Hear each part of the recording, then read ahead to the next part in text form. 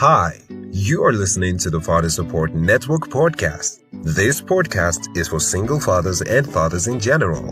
On this podcast, we educate, inform, guide, encourage, and help fathers navigate the complex challenges of maintaining contact and healthy relationships with their children after separation or divorce. Your host is Dr. Michael Nwankpa. Michael Nwankpa is a father of three who successfully fought for the right of his children to have their father in their lives.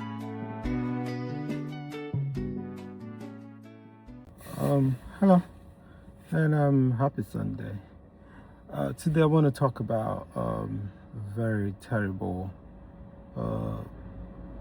incident that happened sometimes 2 years ago, I think in 2024 in Maryland, where a mother of a 36-year-old woman shot her own 13-year-old daughter from some kind of disagreement they had that turned into a physical confrontation, and she shot her, and the girl fell down from the stairs and then have some kind of life-threatening injuries. Well, surprisingly, and the girl survived it, and then the mom, this woman Talika Brand, told the child to claim that it was an intruder that came into the house and shot.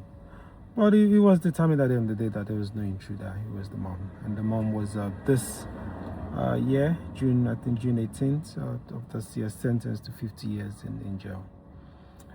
Oh, this is painful. This is sad, and it speaks also to so many layers of there's so many things you can see. Number one, as parents, you can understand. I can believe that woman is a single parent, and sometimes it's difficult, handling kids as a single parent, even as a parent.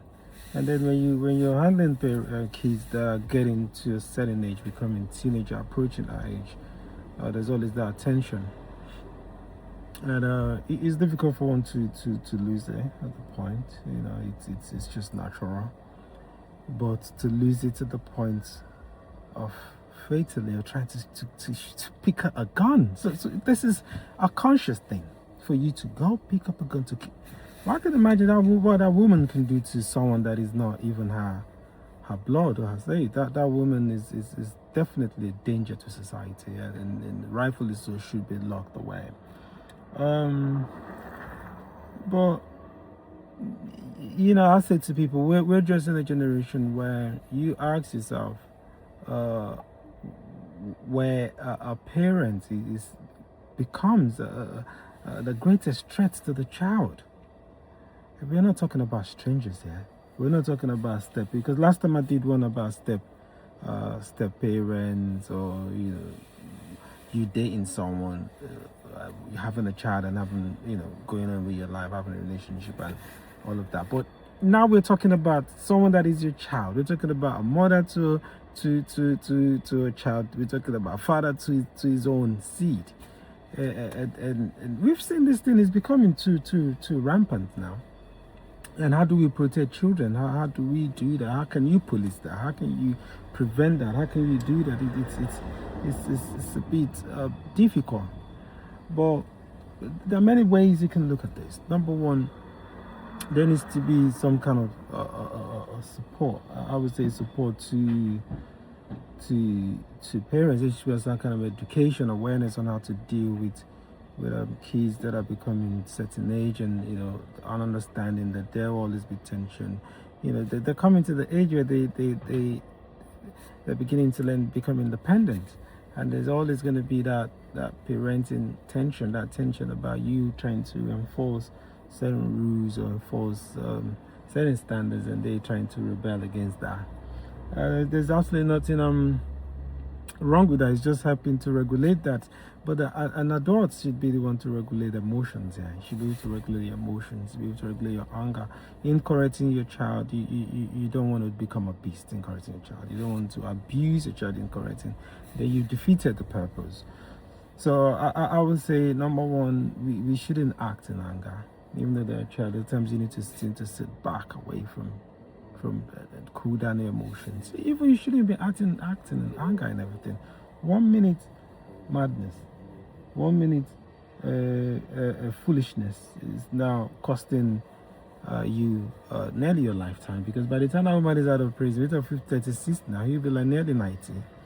And that you've caused that girl, if you have other kids, they've lost their mom.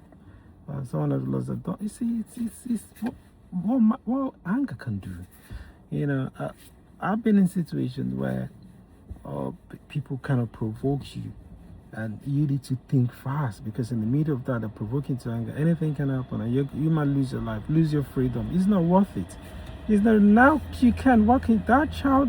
I just pray that child is on a way to long recovery. I pray she's able to walk, because it's gonna affect her spine. If she's able to live a life, and can you imagine the trauma that child is gonna live with? That her mom, the person that's trusted, would be the person that we should have from behind. That is callous. That is cowardice, and that is wickedness. So, but I would say, long and short, we should learn to regulate emotions as adults. In correcting our children, in disciplining our children, we should find a balance.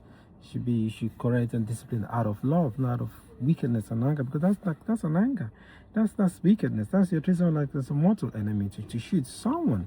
Even to use any sort of thing on a child is even an abuse, let alone a gun that can take the child's life away.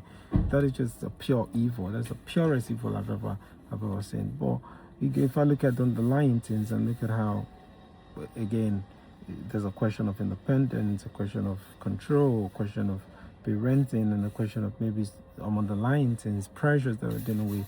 We need to prevent these things. We need education around.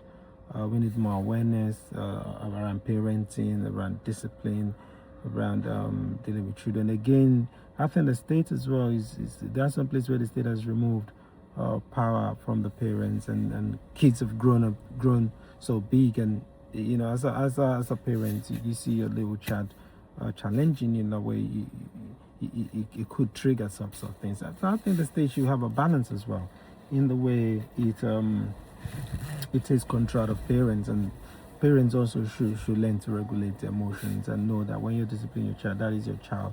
It is done out of love. You're not doing it you're not defeating the purpose of why you're doing it. But anyways, let me leave it at that and say, wish you happy Sunday, and stay blessed.